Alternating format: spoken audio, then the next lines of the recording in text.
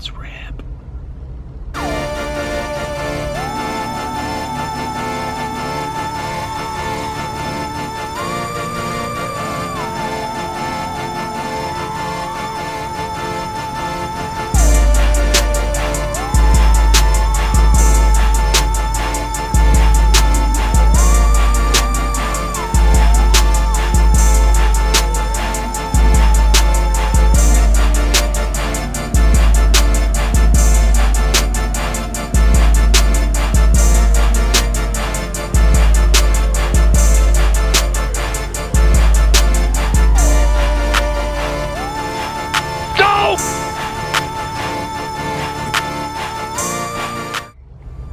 Got here, no one was here.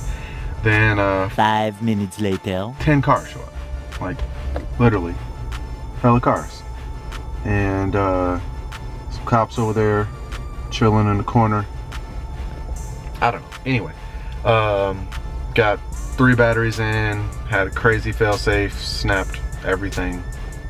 So I got some repairs to do.